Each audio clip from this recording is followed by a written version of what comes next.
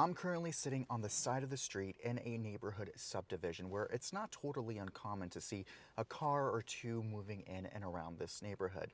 Well, just about a block away, construction is underway for a gas service station, and that has neighbors worried about the possibility of gas tankers cutting through the neighborhood. Arthur Sampson has lived in this neighborhood in Elgin for about 5 years. This is the first site that we have encountered in this area right now without us ever being notified of it. And this is the newest addition to the sprawling region, a retail and gas service station along Highway 290, right at the entrance of Arthur's neighborhood. The concern is what we have is the traffic that is coming into that's going to be coming into the subdivision. Arthur has some 40 years of experience in infrastructure engineering under his belt, and he's not happy with the layout plan for the site. And it all has to do with how traffic is designed to flow.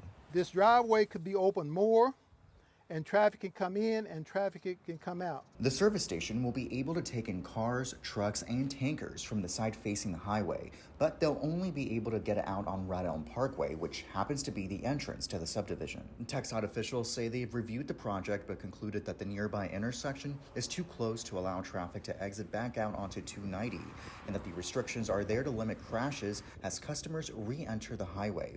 Arthur isn't buying it. He says adding delineators can help. We can use signage stating that the traffic has to keep to the right when exiting it out to get through the red light. Arthur insists there's no ill will against the development. We're not complaining about the service station.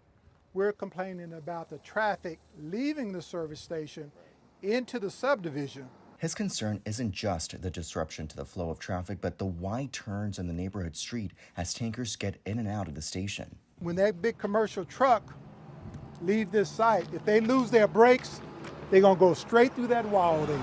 He says even now, during construction, heavy trucks have already caused damage. Them leaving the site, they've already ran over the curb and busted the curb. This wasn't like this. What will happen when the site actually opens and tankers become even more frequent in this part, he asks. Property damage is one thing, he says, but physical safety is even more precious. We just don't want the citizens of Elm Creek Neighborhood Association to be hurt and have a bad accident, run into a big commercial truck, someone get injured or killed out here. All while the site nears its completion.